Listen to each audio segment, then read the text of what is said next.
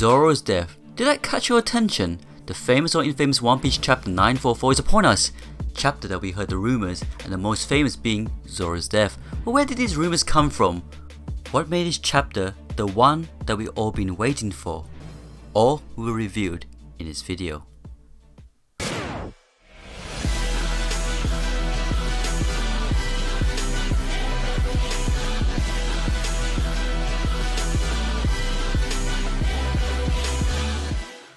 The famous One Piece chapter 944 has arrived.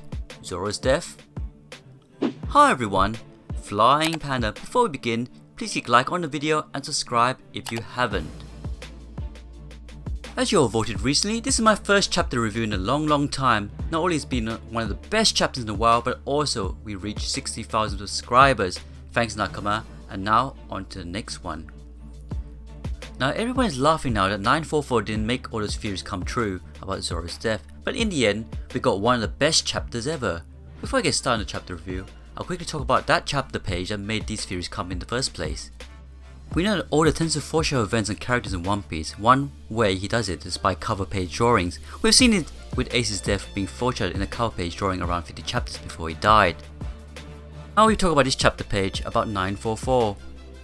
Next to Zoro, the zombie has a skull on his head. The shirt has a skull, arms around the zombie. This may symbolize death like how Brooks' photo symbolized death for Ace.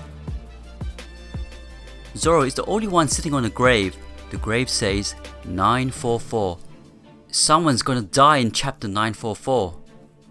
There's a cross at the bottom left which says December 20th 944. Is that when chapter 944 will come out? After all, 944 would come out around December 2018, which didn't happen. This part's gonna annoy me because I'm crap at pronunciations. Zoro's shirt has the words E major. The only saying that ends like that is El que re ultimo re major, which translates to he who laughs last, laughs best the longest. The R words at the top says E ultimo. Together, ultimo major means the last and the best. Zoro's wine seems like the one Mihawk got from Shanks. Nami is making an expression similar to Perona when she was shocked, like how she found out Morio died.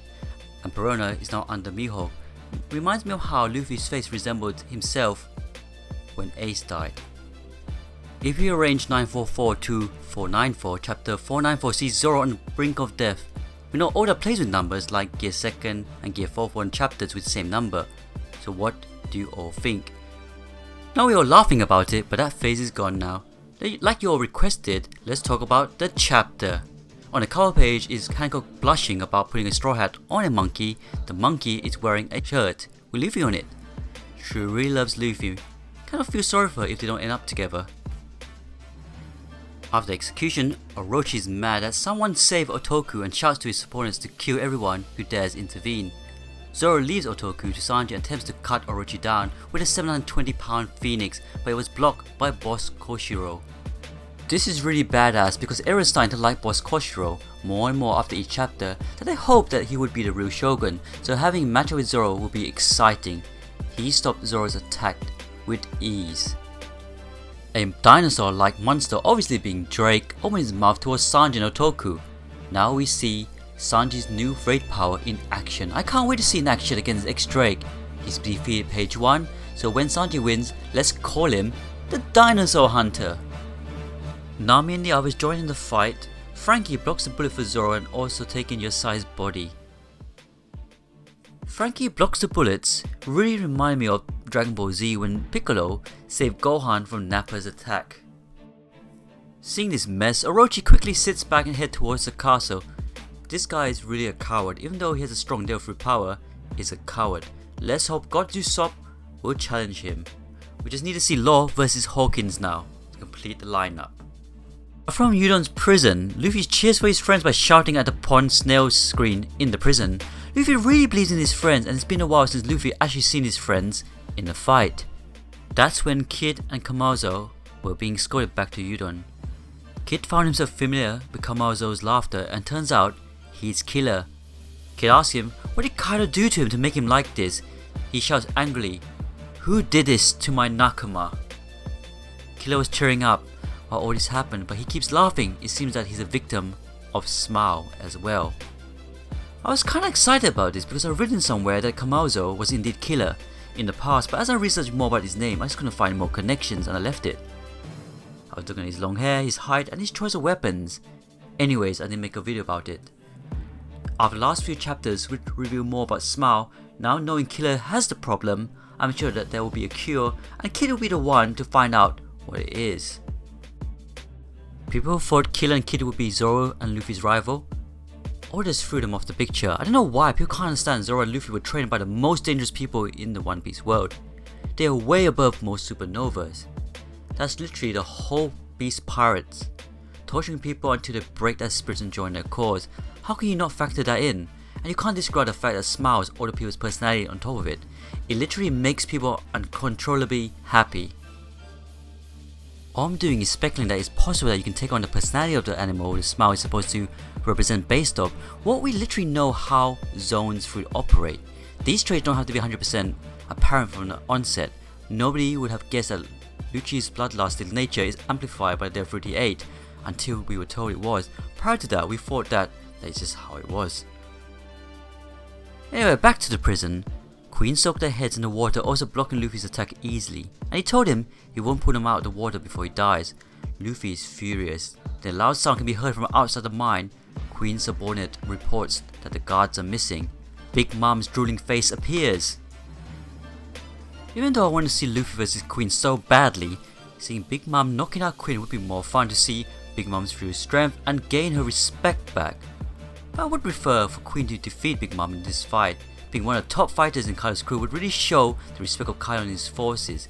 So besides an eating contest, I predict now that Queen captures Big Mom until she gets her memory back. She will not win this fight. Funny enough, a few moments ago I was speaking to my friend Fife's Garp that Queen was his true father Weevil. I was gathering facts about it. I even made a thumbnail.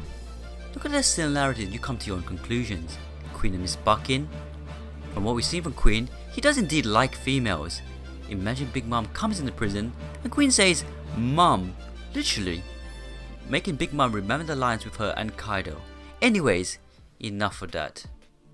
Let's just summarize the whole chapter shortly. Zoro hands Toku to Sanji while he prepares to attack Orochi. Zoro launches Orochi's attack style 2 swords 720 pounds cannon. Orochi is paralyzed by attack, but Kuroshiro appears before him and stops Zoro's attack without any problems. Zoro is surprised at this. Kuroshiro looks at him with interest, while Sanji argues with Zoro.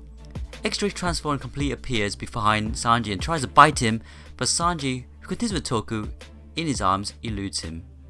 Sanji kicks him in the patch, although it does not do much to X-Drake. In his moment of confusion, Orochi's subordinate approaches Zoro and shoots him, but Frankie appears and stops the bullets. Again, he's posed like Piccolo protecting Gohan from Nappa's attack. Frankie looks at them with a terminated face and throws them a strong right. We go to the prison where everyone looks at the monitor who knows that it's what is happening with the execution of Yasu. Luffy encourages people while Queen laughs. A giant door opens and a new prisoner enters. It's about Kid and Kamazo. Kid finds Kamazo's laughter familiar and after a few moments he realizes that it's actually Killer, his Nakama. Kid asks Kaido what did he do to him to leave him like this and then shouts aloud that what he's done to his Nakama. Despite the speech of Kid, Killer continues laughing but at the same time cries at the words of his friend, how he assumes that he has also been a victim of the smile. Queen hangs them both upside down, tied to a chain, and submerges them in a water tank. When they cannot take it anymore, he takes them out immediately and without leaving them, barely breathing. He orders them to return to the water. Luffy gets very angry when he sees this torture and throws a punch at Queen, who throws his fist with ease and throws it aside effortlessly.